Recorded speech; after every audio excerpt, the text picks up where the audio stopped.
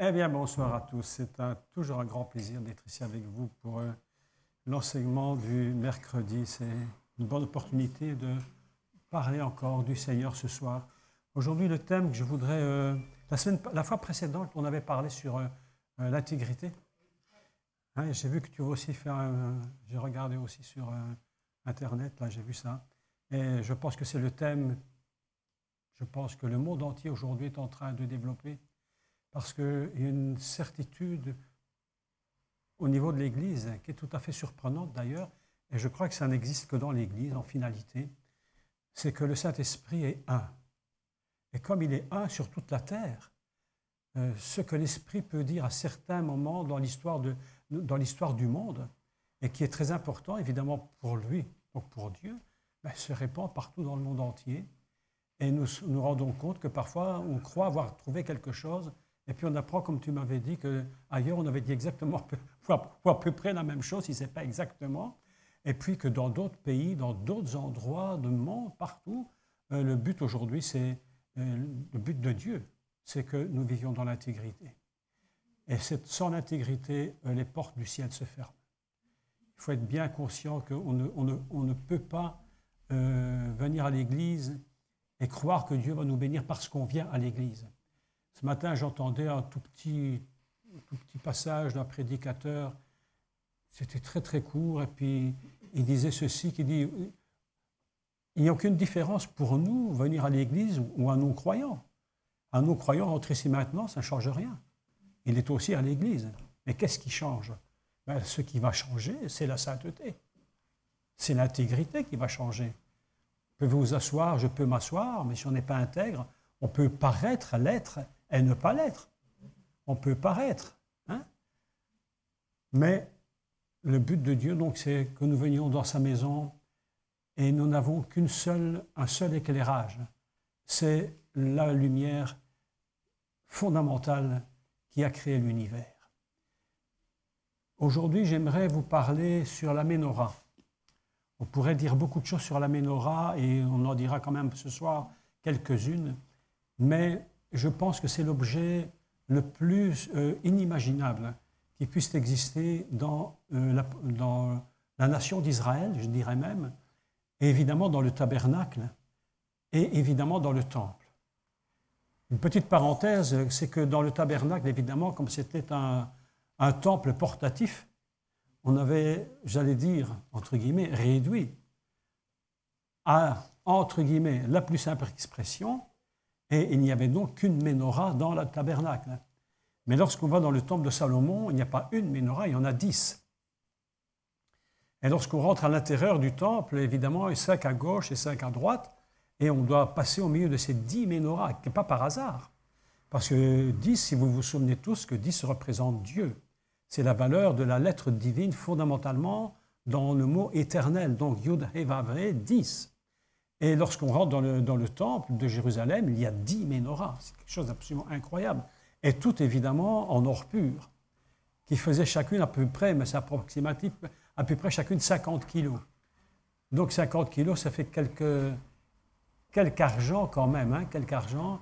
Si on avait 50 kilos d'or ici dans notre maison, on serait riche. Et là, il y en avait 10 de Ménorahs.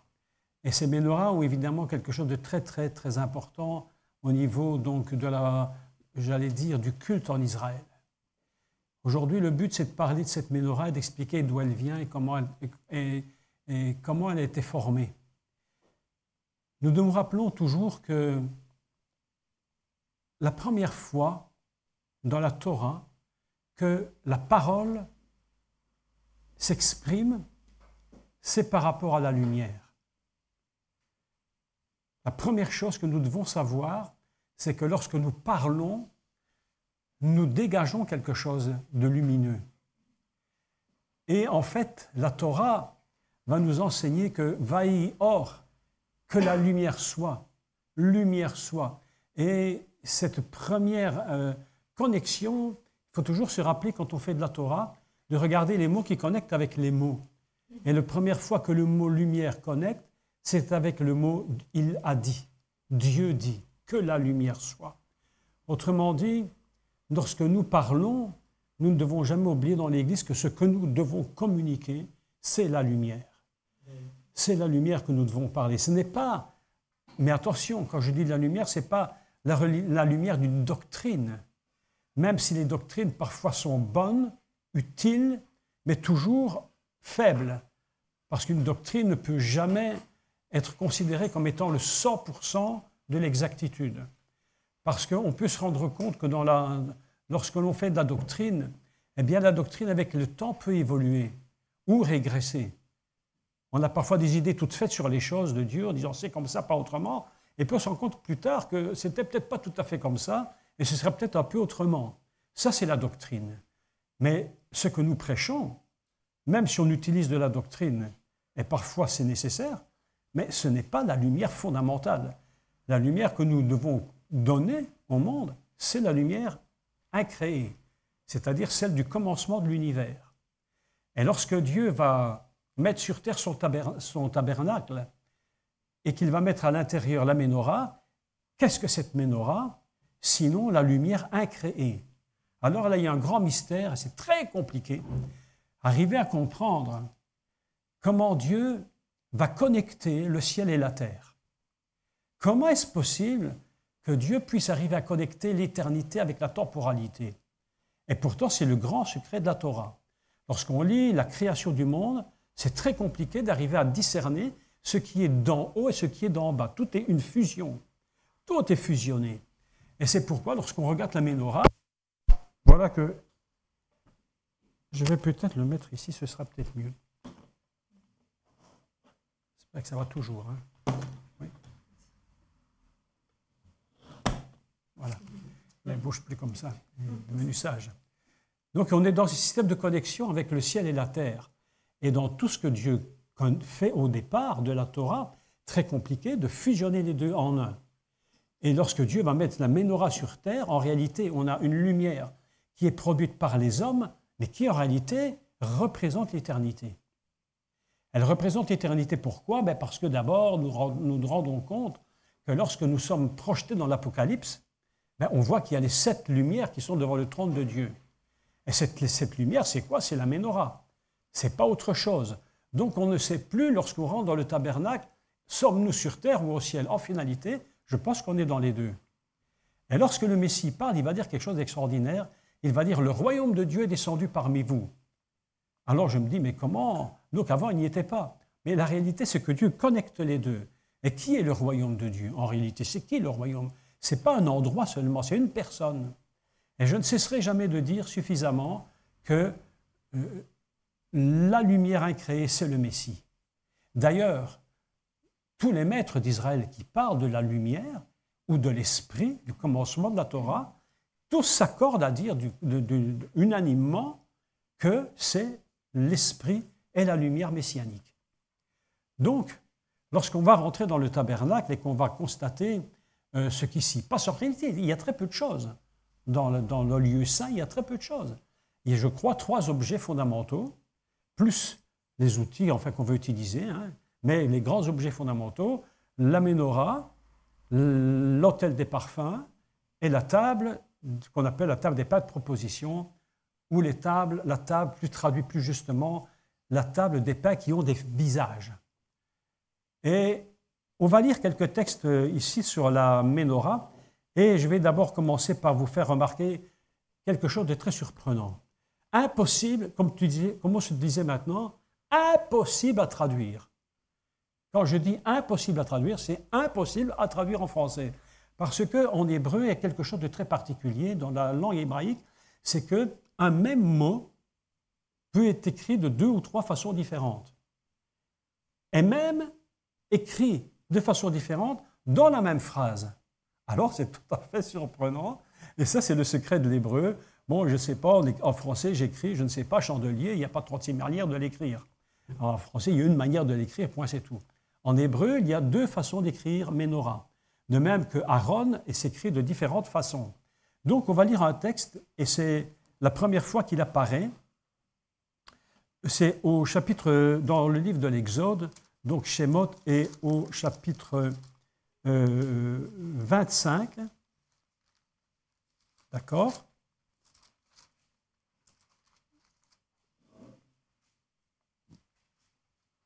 chapitre 25 et au verset 31. Alors vous prenez note si vous voulez écrire dans votre Bible ou prendre des notes parce que c'est intéressant de le faire parce que vous ne pourrez jamais le traduire en français, ça ne se traduit pas. Il n'y a aucune possibilité de traduction. Alors je lis l'introduction. Exode 25, 31. Tu feras ou il sera fait. Il y a des traductions différentes et j'expliquerai pourquoi après. Un chandelier, donc une menorah d'or pur.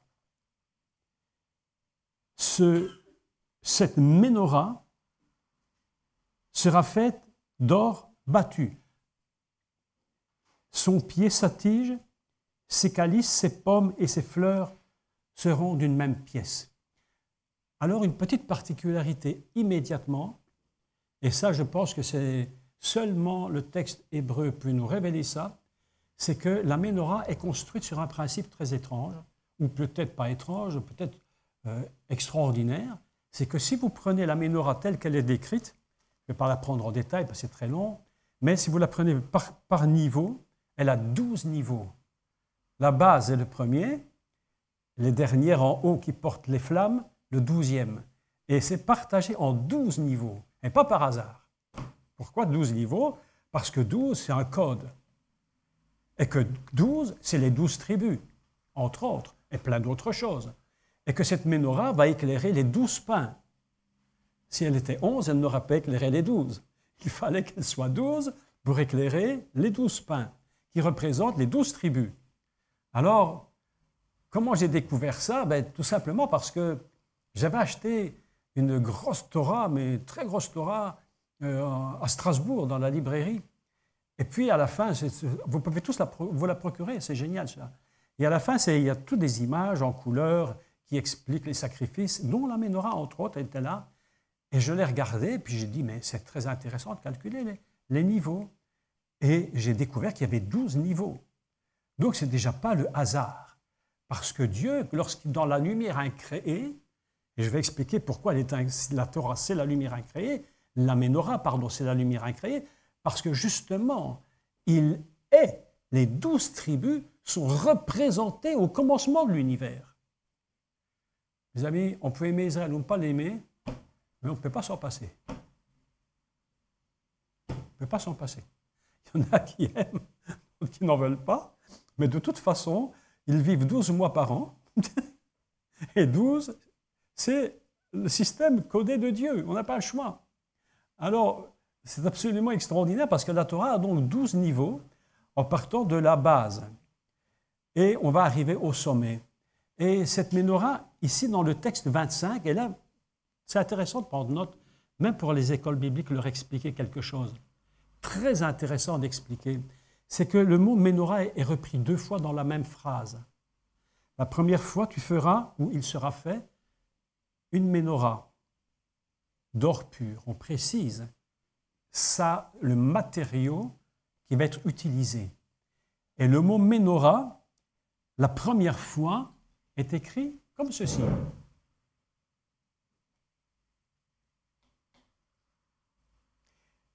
Et la deuxième fois, cette menorah est écrit comme cela. Il y a donc une différence d'écriture. Une, je vous montre, une possède un vav qui produit le O, et ici, vous voyez qu'il n'y en a pas. Dans le même mot, dans la même phrase, on a 2 écritures différentes. Ce n'est pas par hasard. Et je vais vous expliquer pourquoi ce n'est pas par hasard. Parce que j'ai cherché, j'ai calculé, je me suis dit, mais pourquoi le même mot n'est pas écrit 2 fois de la même manière? C'est bizarre quand même, très étrange. Eh bien, j'ai fait une recherche et je me suis dit, mais quelle est la valeur de ce premier mot menorah avec, on va le dire d'abord sans le vav, en haut. Donc la deuxième fois qu'il est écrit, cette menorah sera faite d'or battu. Je vais expliquer ça, très important. Quand on fait le calcul du mot menorah avec sans le vav, qui produit le O, ça nous donne deux mots hébreux très incroyables. Le premier, c'est Amoud Hehanan. Écoutez bien ça, vous allez comprendre tout de suite pourquoi. La colonne de nuée. Si vous avez lu votre Bible et si vous la lisez, j'espère, hein, on espère que si vous lisez votre Bible régulièrement, vous allez constater que sur le tabernacle, il y avait toujours la colonne de nuée. C'est-à-dire que la menorah, elle nous dit qu'elle est d'or pur. C'est-à-dire c'est une menorah qui est dans un matériau absolument parfait. Et cette perfection, que nous allons appeler aussi l'intégrité, permet la connexion avec le ciel. C'est-à-dire que lorsque la nuée est sur le tabernacle et qu'elle rentre à l'intérieur, elle se diffuse. Et la menorah et la lumière et la nuée et la lumière incréée ne forment plus qu'une unité.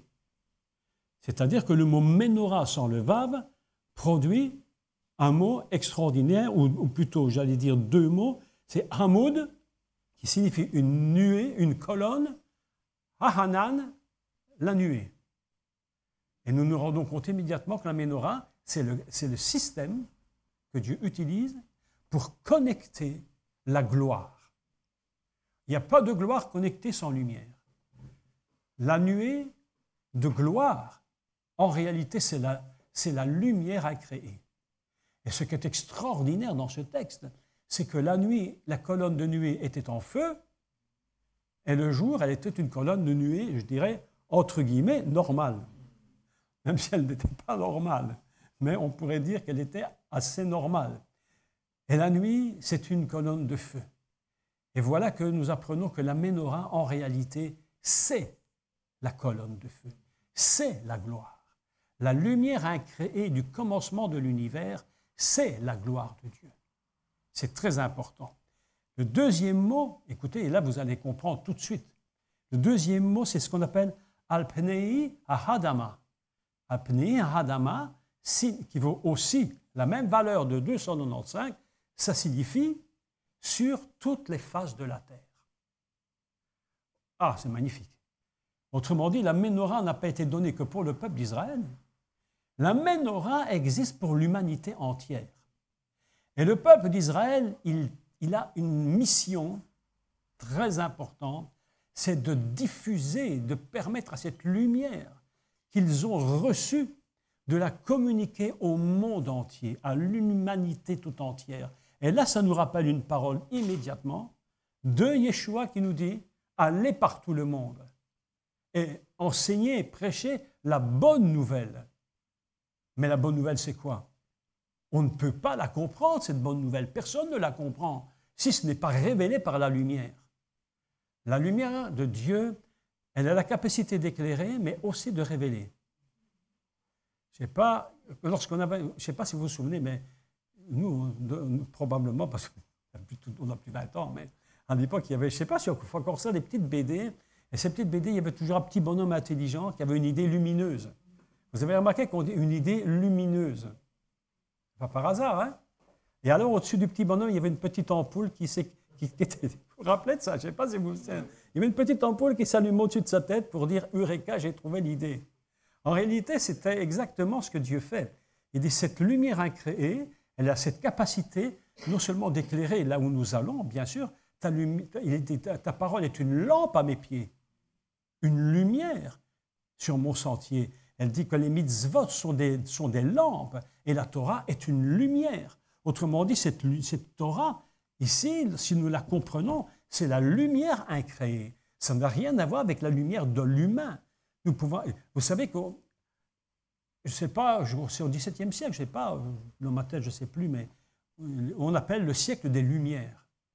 C'est-à-dire que c'était l'époque où on a commencé à penser un peu différemment, où quelques personnes très érudites ont commencé à réfléchir. On a parlé du siècle des Lumières, mais c'est toujours une lumière très limitée.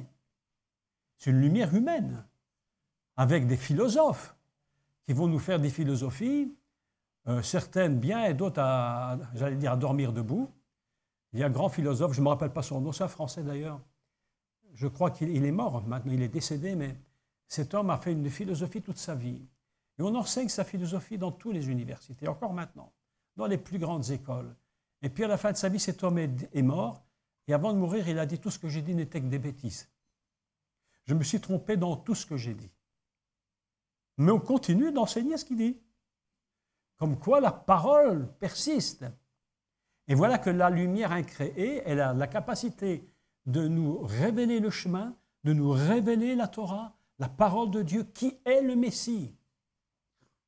Et aussi, cette lumière incréée a cette capacité évidemment de venir et d'être portée en nous, puisque c'est véritablement ça, nous portons cette lumière et nous la portons et Israël la porte pour l'humanité. Et si Israël ne porte pas la lumière dans l'humanité, Israël a raté le but pour lequel Dieu l'a créé. Dieu n'a pas créé Israël pour Israël, vous savez. Il a créé Israël pour révéler le Messie au monde et pour porter la lumière. Et Yeshua leur a dit, vous êtes la lumière du monde. Vous êtes la Ménorah. Parce que les religieux qui sont là ne sont pas ignorants de comprendre ce qu'il dit. Vous êtes la Ménorah du monde. C'est vous qui allez porter cette lumière. Et c'est extraordinaire parce que lorsque j'étais, je ne sais pas si j'en ai parlé ici, c'est assez étrange, mais j'étais à Strasbourg il y a quelques mois, je vous en ai parlé je pense, hein, enfin je redis ça rapidement, et je suis rentré dans cette immense synagogue. Il y en a d'ailleurs deux synagogues à l'intérieur, une ashkénaze, une séfarade, et on se sépare parce que ce n'est pas les mêmes traditions. Mais vous voyez un peu le truc. Et puis quand je rentre dedans, je cherche la Ménorah à cette branche, je n'en trouve pas. Je ne trouve pas de Ménorah à cette branche. Je me dis, mais pourquoi il n'y en a pas 7, il en manque une? Mais moi, dans mon ignorance, quand je suis arrivé devant la synagogue, j'ai vu une immense Ménorah sur le mur, mais gigantesque, gigantesque. Il n'y avait que 6 branches. Je me dis, c'est quoi cette histoire? Je me suis dit sûrement qu'elle est tombée, qu'ils ne l'ont pas remplacée. En fait, pas du tout. Et parce que la Ménorah a 7 branches, le rabbin me disait qu'elle ne peut être mise que dans le temple. Pour les Juifs. Mais pour nous qui connaissons la lumière, qui est le Messie, je vais vous dire ceci, le Messie, Yeshua, il est la Ménorah. C'est lui la Ménorah. C'est lui-même. Il a dit, je suis la lumière. Il n'a pas dit, je suis la lumière des hommes, il a dit, je suis la lumière d'en haut, la lumière incréée. Il est la Ménorah. Et ce qui est extraordinaire lorsqu'on lit de la Torah et qu'on lit le texte qu'on a vu ici, je vais lire simplement le début pour vous montrer quelque chose d'absolument formidable. Donc on reprend le 31, le verset 31. Tu feras un chandelier, une Ménorah d'or pur. Cette Ménorah sera faite d'or battu. Je vais expliquer ce que ça veut dire. Son pied, sa tige, écoutez bien. Donc, la base, la racine, la base, ses calices, ses pommes et ses fleurs seront d'une même pièce.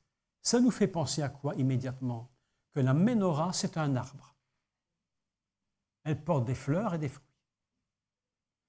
Et où trouve-t-on le premier arbre qui transporte la lumière et qui est des pommes, des fleurs et des fruits? C'est l'arbre de la vie. Autrement dit, le cœur du jardin d'Éden, c'est la Ménorah. Et je vous avais expliqué que le mot jardin avait la même valeur que le mot Torah. Et c'est là et que même que le mot Yeshua, et que le mot jardin. Autrement dit, le jardin, la Ménorah, l'ensemble, n'est pas quelque chose de divisé. C'est quelque chose d'uni et indivisible. Et c'est pourquoi vous avez remarqué que lorsque vous lisez même les psaumes, même sur Jérusalem, c'est extraordinaire.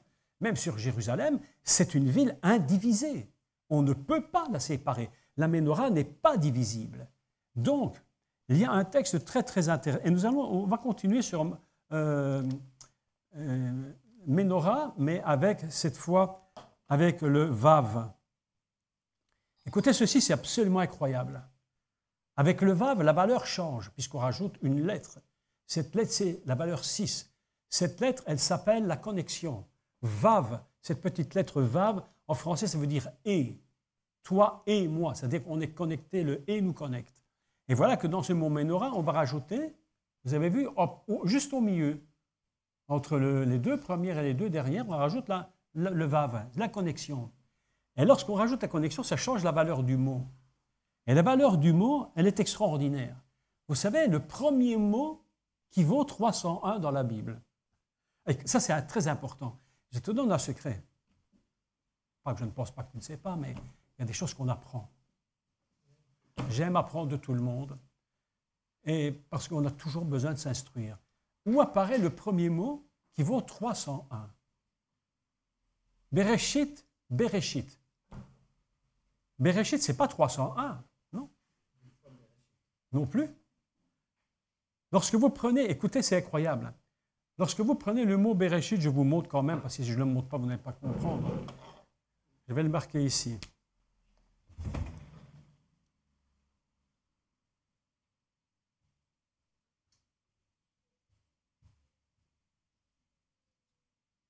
Voilà. Ici, nous avons Bereshit. Regardez ceci. Je ne vais pas calculer le mot dans sa totalité, je vais calculer une partie du mot. Je suis dans les ennuis. Je suis en train de perdre la lumière, là. Si je prends le mot Bereshit, nous avons mais vraiment un secret qu'il faut absolument comprendre. C'est que l'alphabet hébreu est construit sur des différents mots qui s'unissent les uns dans les autres. C'est l'unité de la parole de Dieu. La parole de Dieu est indivisible. Celui qui divise le ciel et la terre a déjà complètement raté. Écoutez ceci. Si je prends les deux premières lettres et les deux dernières, que je les mets ensemble, apparaît un mot qui donne ceci. Brit. C'est quoi Brit? L'alliance. Bereshit, c'est l'alliance. Mais l'alliance, pas n'importe comment. Par un deuxième mot qui, lui, est ceci. Le rouge se dit Esh. Et c'est quoi Esh? Esh, c'est le feu. Bereshit, c'est l'alliance par le feu. Quand je fais alliance avec Dieu, le feu passe toujours. Parce que sans le feu, je ne sais jamais savoir où j'en suis. Vous savez, je vais vous dire une vérité quand même. C'est l'épreuve qui nous dit qui nous sommes. Sans épreuve, tu ne sais pas qui tu es. Tu crois être. Mais c'est l'épreuve qui nous dit qui nous sommes. Et voilà que Ménorah, avec un vav, la lettre de l'alliance,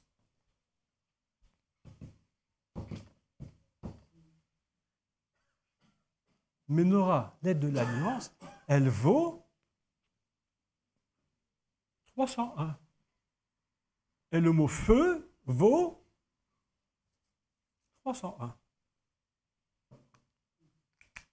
Est-ce que vous me suivez? Ce qui veut dire que la Ménorah, en réalité, elle était au commencement de l'univers. Et pourquoi on peut affirmer qu'elle était au commencement de l'univers? Et pourquoi elle se retrouve en bas? Dieu dit à Moïse, Moïse, monte là-haut. Et il dit, et fais, selon ce que tu as vu là-haut, refais-le en bas. Je me suis dit, si il l'a refait en bas, c'est qu'il l'a vu en haut. Mais où l'a-t-il vu en haut? Bereshit. Le projet divin, mes amis, le projet de Dieu, c'est de faire venir la Ménorah sur terre, c'est-à-dire le Messie, pour éclairer toute l'humanité. Ainsi, dans le premier mot de la Torah, nous trouvons la valeur de la Ménorah qui est inscrite. Est-ce que ce n'est pas magnifique ça? Exceptionnel. Et quand j'ai lu ça, j'ai dit, Seigneur, mais est-ce que je pourrais faire une idée, mais complètement, je dirais presque folle? Est-ce que j'oserais dépasser la limite de la normale? Est-ce que là-haut, mais c'est entre parenthèses, est-ce qu'il n'y aurait pas une gigantesque éternelle Ménorah et qui serait la lumière incréée? Et Moïse, sur la montagne, est en train de voir des choses inimaginables. Et une chose est totalement surprenante, c'est que lorsque Dieu dit à Moïse, écoutez, ça c'est très important, il faut expliquer ça. Fais selon le modèle que tu as vu. Il va faire quoi? Ben, le tabernacle. D'accord avec moi? Pas autre chose. Et en général, dans nos écoles bibliques, en général, je ne sais pas comment vous faites vous, je n'en sais rien. Mais en général, par avoir entendu une numéro de fois, quand on explique le tabernacle, comment est-ce qu'on l'explique? Bon, on se met à l'extérieur et on le regarde. Et on voit donc les toiles autour, la porte d'entrée, et puis on rentre à l'intérieur, on explique comme ça. D'accord? Oui. Mais la Bible dit juste le contraire. La Bible dit juste le contraire. Elle ne dit pas, elle ne dit pas, comme, je ne sais pas moi, si j'ai envie de mettre de l'eau, d'abord je vais chercher un vase. Et Dieu dit non, avant de te révéler le vase, je vais te révéler quelle est l'eau. Bizarre, non? Vous ne trouvez pas que c'est bizarre? Dieu commence par l'intérieur et il va vers l'extérieur. Et c'est très important. Pourquoi? Quel est le premier objet que Dieu révèle à Moïse? C'est l'arche de l'alliance. Tu feras une arche. Quel est le deuxième objet? La menorah. Tu me feras une menorah, etc., etc. C'est-à-dire qu'on part de l'intérieur et on va vers l'extérieur. Et là, nous comprenons la parole du Seigneur qui dit « Ce n'est pas vous qui m'avez choisi, parce que vous n'auriez jamais pu atteindre le niveau intérieur. C'est tellement impossible que vous l'atteigniez. Si ce n'est pas le niveau intérieur qui vient à vous, vous ne pourriez jamais y aller. » C'est ça, hein? Et c'est pourquoi Yeshua dit « Ce n'est pas vous qui m'avez choisi. Moi, je vous ai choisi. Je suis descendu parmi vous.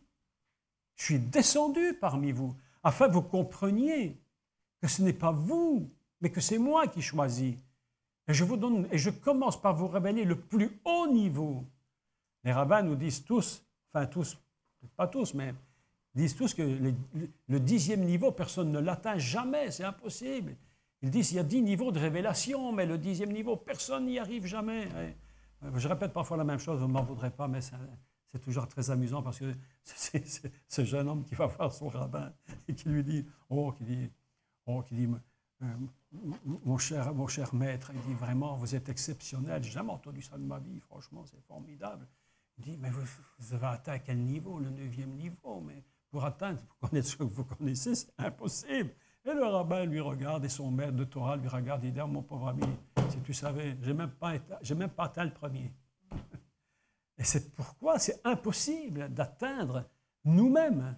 C'est pourquoi il commence, lui, par le haut. Il commence par révéler l'alliance et le feu, la lumière. Et lorsqu'il dit « Vaille or, lumière soit », à ce moment-là, ce n'est pas qu'il la crée, mais elle paraît. Elle paraît. L'évangile de Jean est extraordinaire. Au commencement était la parole. Et puis, qu'est-ce qu'il dit? Il parle de la lumière. Tout de suite, il connecte parole et lumière. D'accord? C'est ce qu'il dit. Et la lumière était par les hommes, mais ils ne l'ont pas reçue. Pourquoi il dit ça? Parce que dans le début de la Torah, la première fois que la lumière est connectée, c'est avec la parole. Et l'évangile de Jean commence par la parole et la lumière.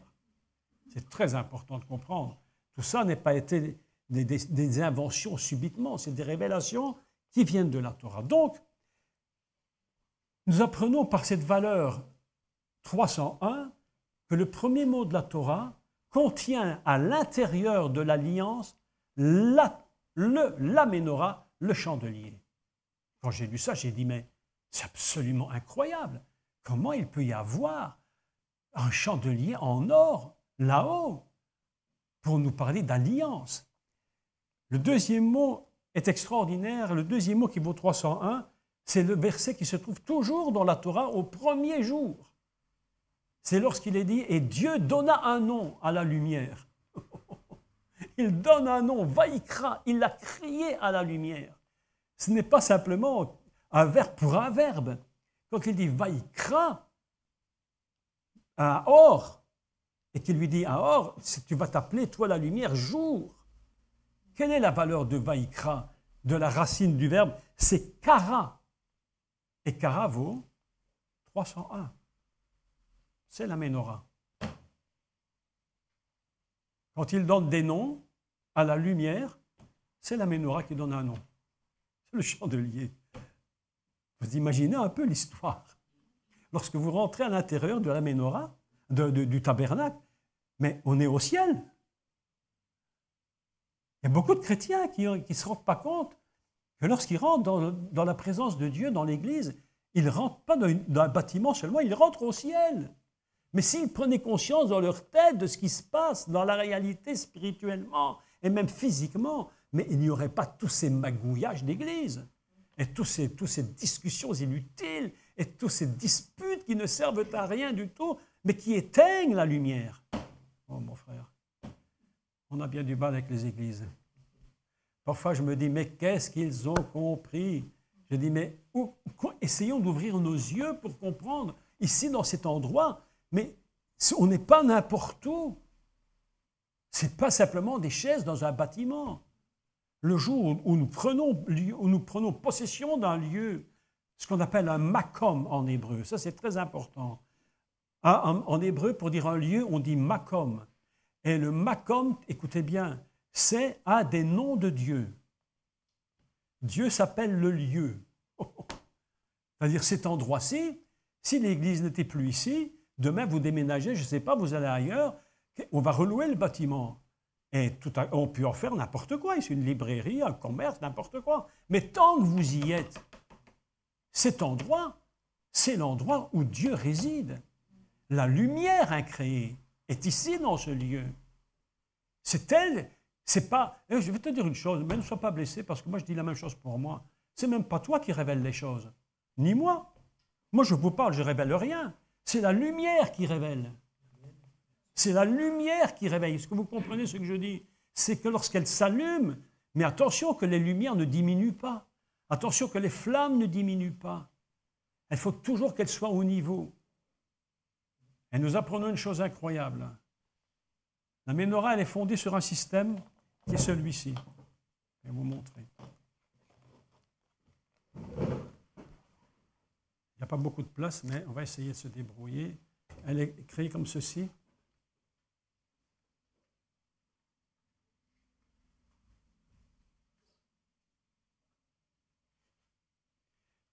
On a ici une menorah très, très basique. Mais là, il y en a une là-bas, je crois, non? Elle est où, là? Va me chercher, va me chercher. Va me prendre ça. Ça vaut la peine de regarder ça. C'est vraiment très intéressant. C'est un objet extraordinaire. Wow. Ici, il y a combien? 7. Oui, c'est 7. Donc, on a une menorah absolument formidable. Formidable. C'est une menorah, si vous... Ici, c'est une reproduction, mais si on part de là, il y a 12 niveaux. Si vous regardez la menorah, elle est construite d'une façon particulière. Combien il y a de branches à la menorah? Combien de branches? Combien? Qui m'a dit 6? 6 branches et une tige. Cette tige, elle porte un nom spécial. Cette tige, elle s'appelle Shemesh. Écoutez bien ça. Et Shemesh, en hébreu, ça a plusieurs sens, mais un sens fondamental qui s'appelle le serviteur. Magnifique. Et Jésus a dit, je suis venu pour servir. Et en venant pour servir, qu'est-ce qu'il sert quoi en réalité? Il sert les branches qui sont de part et d'autre. Mais pour former cet objet, la parole nous enseigne une chose formidable. Elle dit qu'il a été fait, et il commence directement en disant, tu feras un chandelier d'or pur, on va considérer que c'est en or, hein, on va considérer. Et deuxième chose, il dit, et ce chandelier, et Louis II a fait une traduction très intéressante quand même, il faut le dire, un chandelier d'or battu. C'est-à-dire quoi? C'est-à-dire que pour sortir de lui, pour sortir de la masse, Moïse avait reçu une masse d'or, un bloc d'une seule pièce de 50 kilos. Est-ce que c'est 50 kilos d'or, hein? J'avais fait un calcul l'autre jour, je ne sais pas si j'ai pris la valeur, je ne sais pas si je l'ai marqué. Alors là, au prix de l'or aujourd'hui, du gramme, hein? Au prix du gramme, c'est 1500, 1350 kilos de gramme, mais euros, enfin, c'est un prix pas possible. Et il a reçu un bloc de 50 kilos d'or. Et il est écrit ceci, il sera d'or battu. Comment on dit ça en hébreu?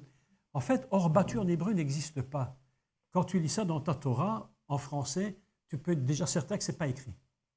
C'est déjà une interprétation qui n'est pas fausse. Mais littéralement, ce n'est pas écrit. Qu'est-ce qui est écrit? Il est écrit qu'elle était Mimena. Mimena, c'est quoi Mimena? Eh bien, Mimena, on retrouve ce mot au début de la Torah, au 4e et 5e jour. Lorsque Dieu dit qu'il va faire des animaux de la même nature qu'eux. Et on dit qu'ils sont Mimena ou Mimenou, c'est-à-dire qu'ils sont de la même nature. Quand un animal se reproduit, eh bien, comme on dit, un chat ne fait pas un chien, hein, eh bien, le poisson fait du poisson. La vache fait une vache. Et un âne fait un âne. Tu peux faire ce que tu veux. L'animal, lui, il reproduit ce qu'il est.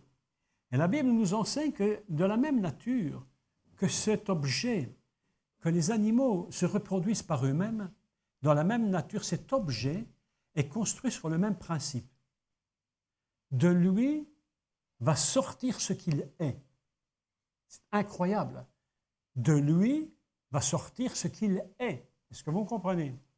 C'est-à-dire que cette menorah, on ne peut en aucun cas lui rajouter quelque chose.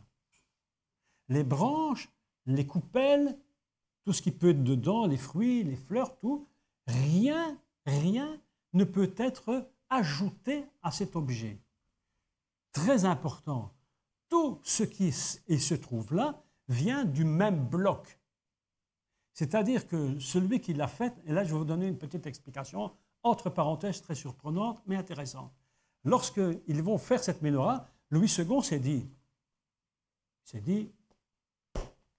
c'est impossible, soit il faut la fondre, mais il s'est dit, je pense que ce serait plus juste de dire qu'il a battu l'or. Vous connaissez les batteurs d'or, hein?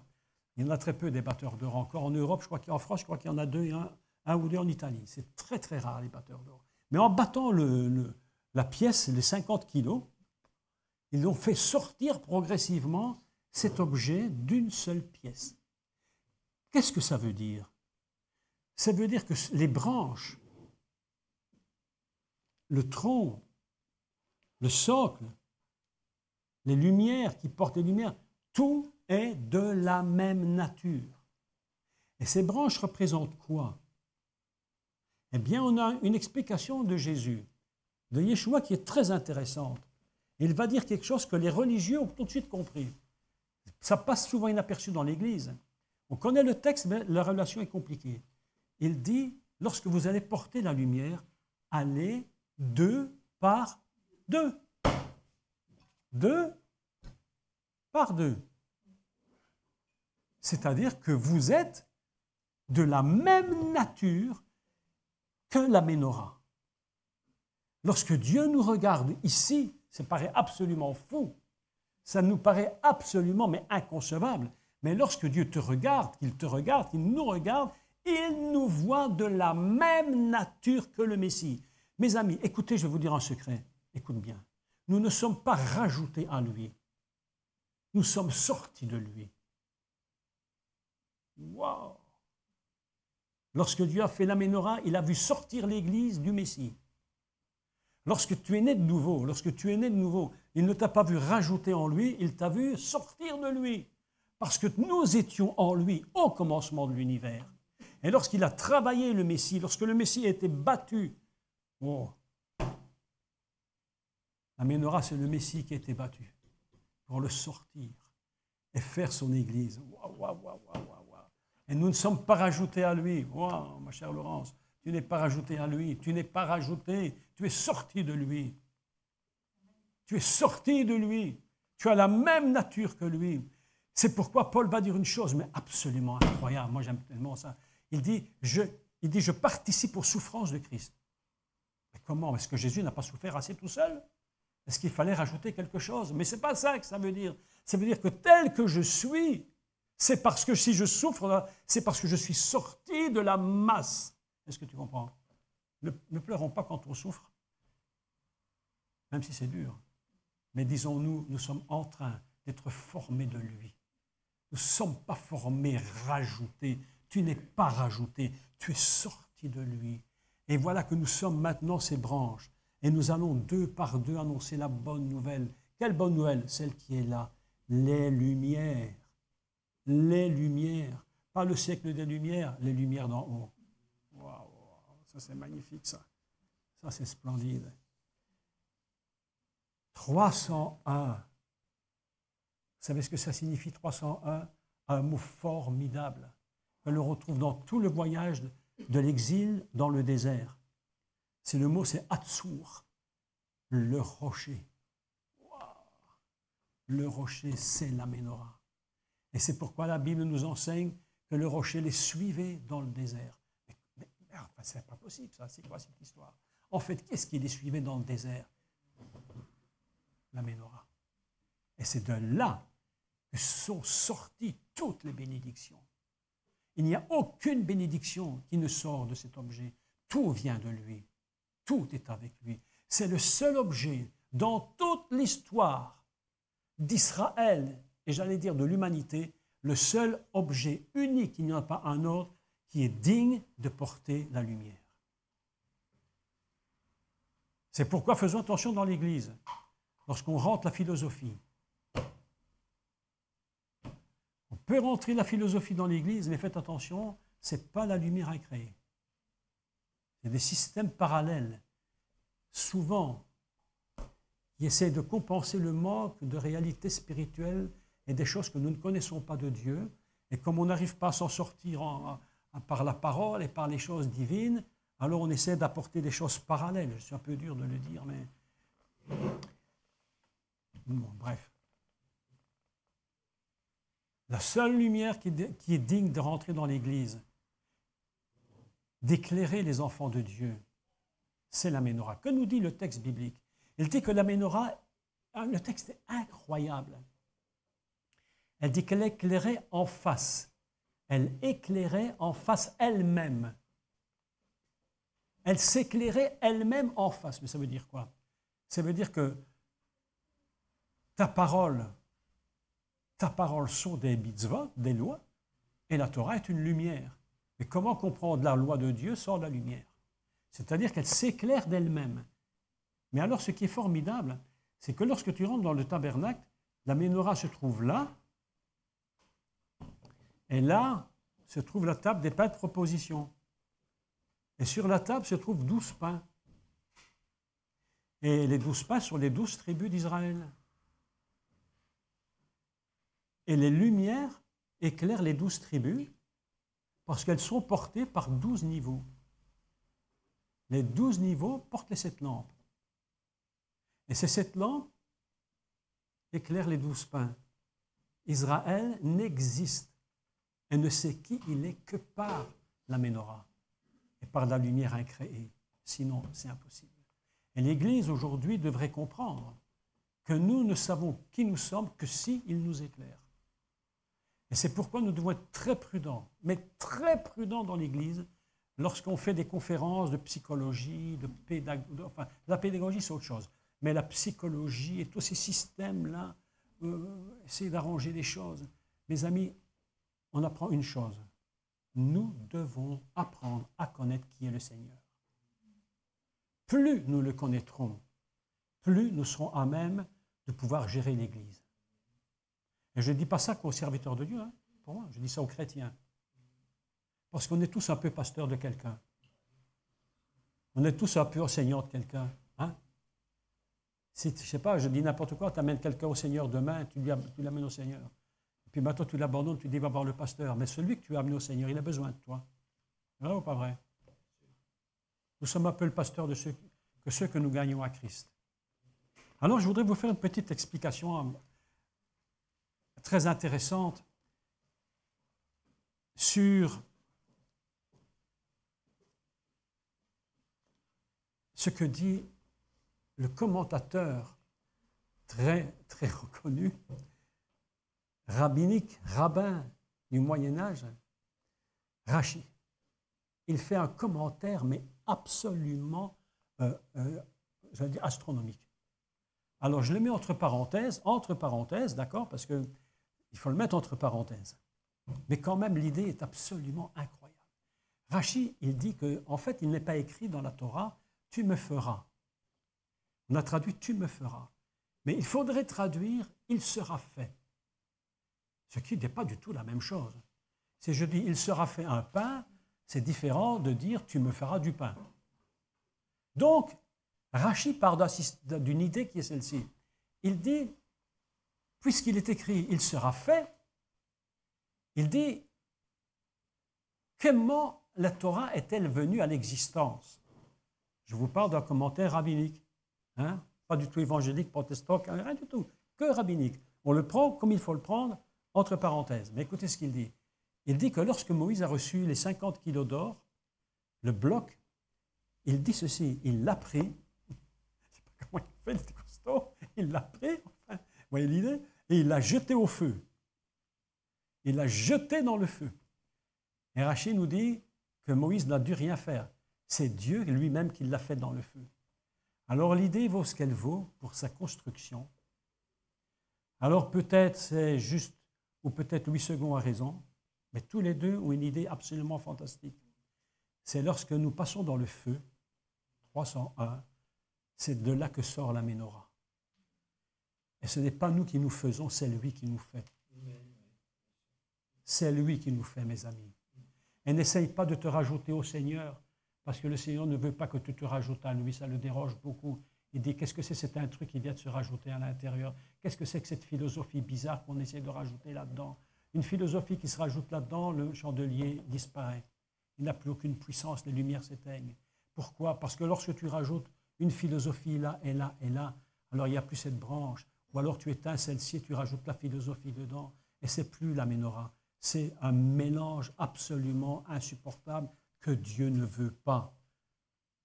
Que Dieu ne veut pas.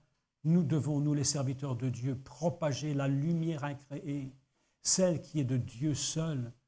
Et mes amis, moi ça me remet en question souvent, parce que je me dis parfois les gens m'ont demandé de les aider, de prier pour eux, et puis on ne trouve pas la solution, j'arrive pas, mais on est tous un peu comme ça, je ne sais pas.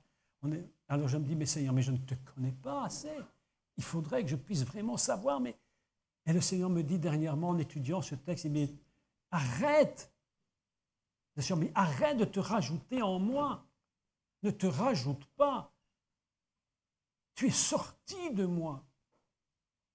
Tu es sorti de ma nature. Dieu fit l'homme à son image, à sa ressemblance. Nous sommes sortis, nous portons la lumière. C'est pourquoi nous devons nous préparer tous les jours, plus que jamais, dans la communion, la présence de Dieu tous les jours, l'intégrité, la droiture, la sagesse, l'intelligence divine, pour que ce soit la lumière qui est là, qui brille à travers nous. C'est extraordinaire. Et remarquez bien, le Ménorah, elle est extraordinaire. Parce qu'en réalité, si vous regardez bien le serviteur, qui est le Mashiach, ça c'est le Messie, ça. Ça c'est le Messie. Même sa lumière n'est pas plus haute que la nôtre. On est tous au même niveau. Tous au même niveau. Et c'est ainsi que Dieu nous voit. C'est ainsi qu'il nous regarde. Et qu'il te dit, mais réfléchis une seconde. C'est pourquoi j'aime beaucoup Paul lorsqu'il dit que tout nous a été donné pour notre instruction. Tout nous a été donné pour notre instruction. Alors j'ai pris, on pourrait parler encore des heures et des heures et des heures, mais j'essaie un peu de concentrer tout ça. J'ai pris ces quelques commentaires de Rachi et il explique. Lui, donc ça date de siècles, de nombreux siècles. Hein. Et je voudrais vous lire ceci, c'est le commentaire de Rachi, il est très très beau. Il dit, la Ménorah est d'une seule pièce. Elle ne sera pas confectionnée par morceaux. Mes amis, écoutez-moi bien. Nous, les serviteurs de Dieu, lorsque nous enseignons l'Église, nous n'enseignons pas les gens séparément les uns des autres. Nous les enseignons dans la globalité du Seigneur, pour qu'ils fassent partie de l'unité. même si nous parlons à l'un ou à l'autre séparément. Mais l'idée fondamentale, c'est que nous sommes dans l'unité de l'enseignement. Et si j'enseigne quelqu'un, c'est pour qu'il soit dans l'unité avec l'autre. Ce qui nous dit quoi? La jalousie disparaît. Il ne peut pas y avoir de jalousie. Elle ne sera pas confectionnée par morceaux. Et ces branches et ces lampes ne seront pas fabriquées en pièces détachées, pour être ensuite réunies comme procèdent les orfèvres. Magnifique ça. Le mot orfèvre, c'est un mot magnifique, un mot splendide. Il dit Dieu nous travaille comme un orfèvre. C'est ce que je vous avais dit la fois passée, si je ne me trompe en parlant de l'intégrité. C'est le potier. Son nom, son mot signifie celui qui fait un travail d'orfèvre. Mais elle doit provenir entièrement, écoutez mes amis, elle doit provenir entièrement d'une seule masse, et là ici il dit quelque chose d'autre, pour être frappée au marteau et taillée avec les outils appropriés, les branches étant séparées de part et d'autre, mais venant d'une même pièce.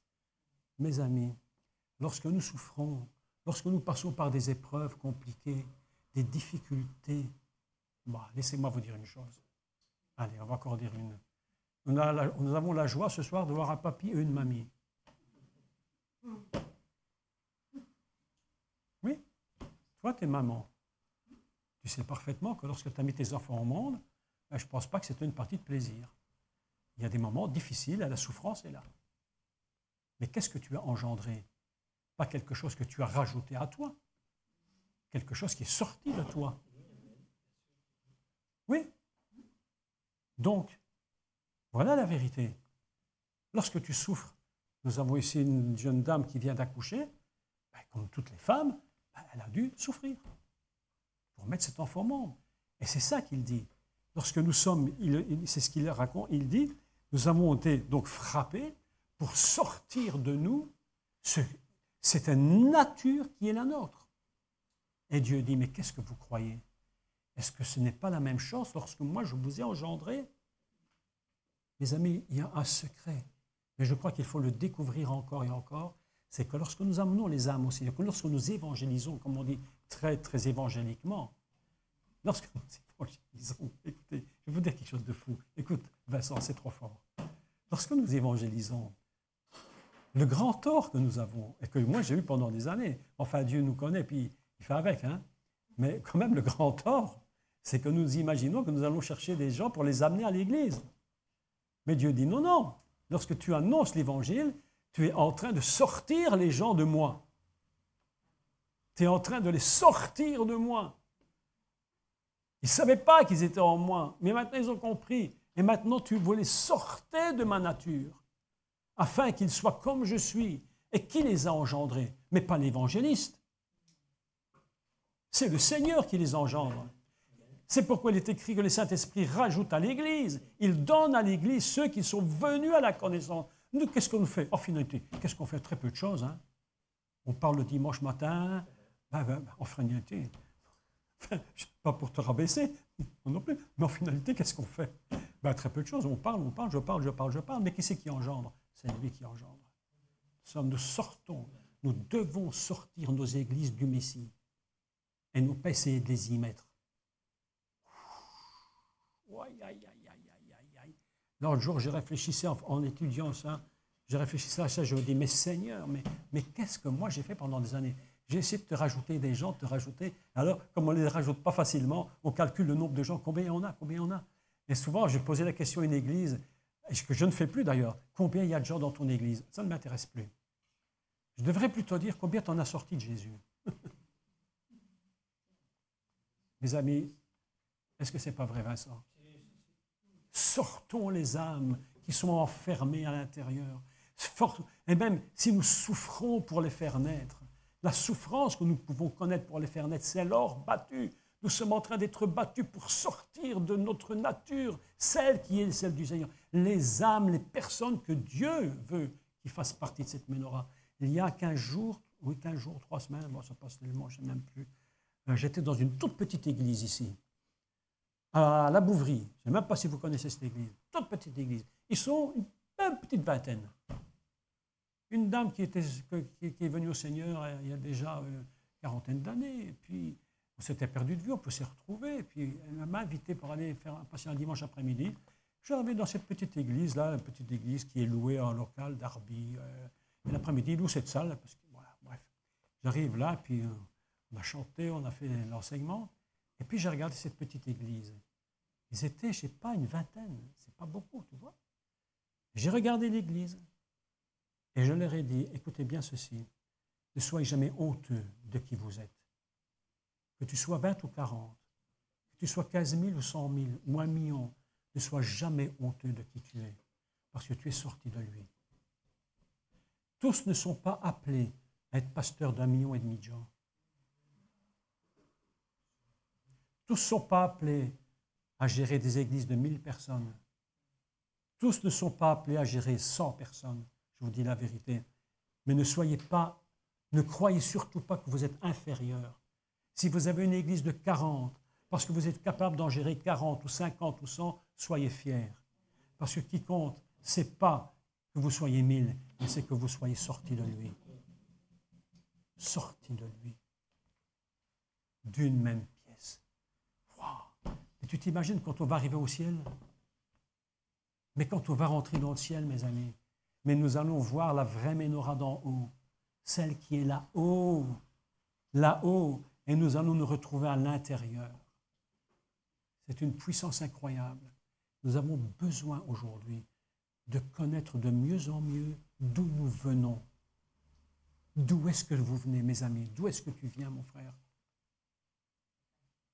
Tu viens de lui. Tu es sorti de lui.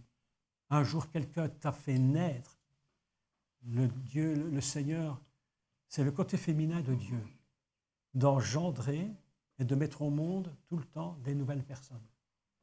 Nous sommes à l'intérieur de lui. Je termine. Il y a quelques années, j'ai eu un songe. Écoutez le songe extraordinaire. Je rêvais d'une menorah.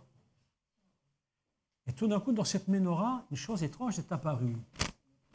Il n'y avait toujours que cette branche, bien sûr, et sur chaque branche sortaient 7 branches. Enfin 6 de chaque côté.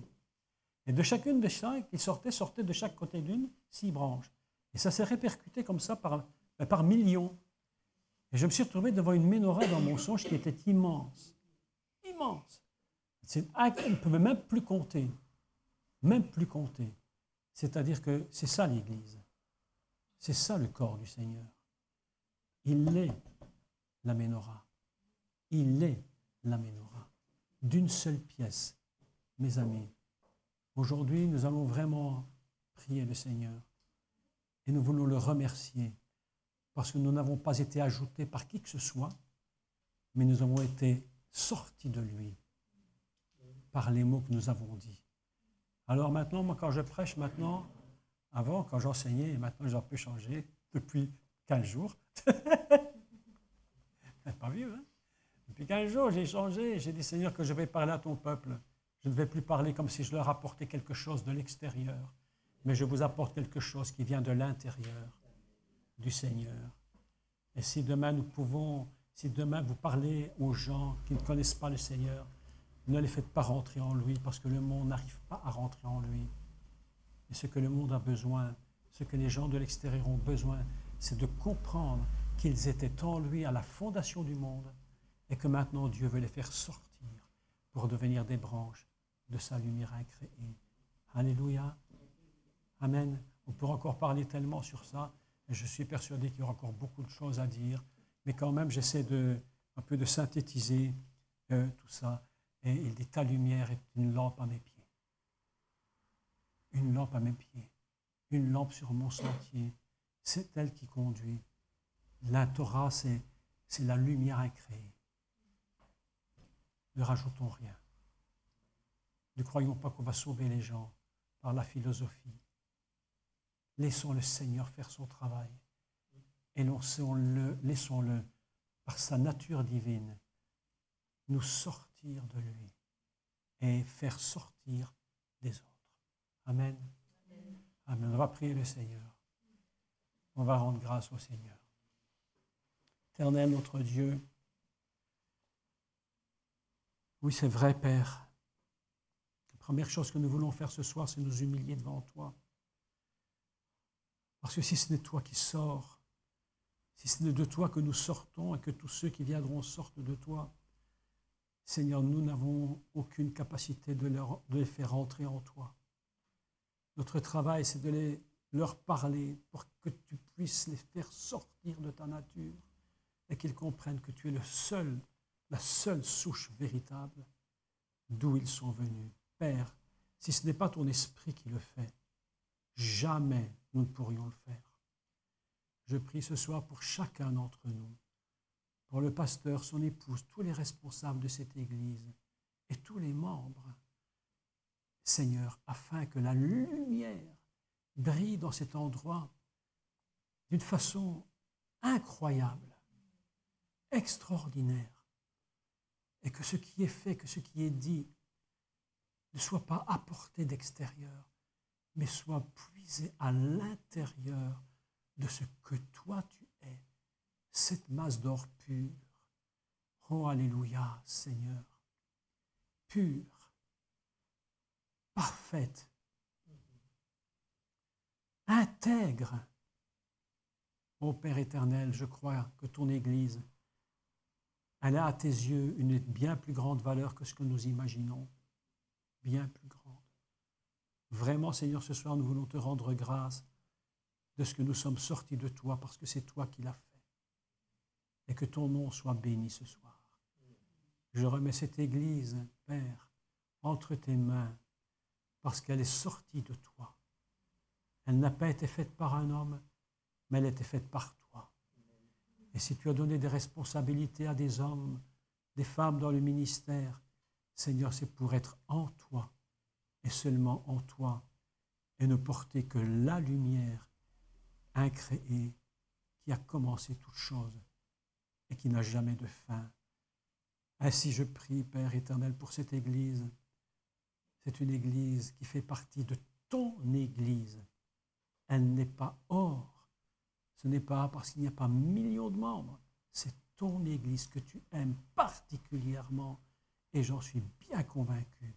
Tu aimes cette Église. Tu aimes tous ceux qui s'y trouvent. Ô Père éternel, merci. Parce que nous sommes sortis de toi. Et nous apprends-nous à nous voir comme tu nous vois.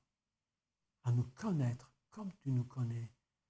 À connaître notre vraie valeur. La véritable valeur qui est en toi. Au nom de Yeshua, nous avons prié.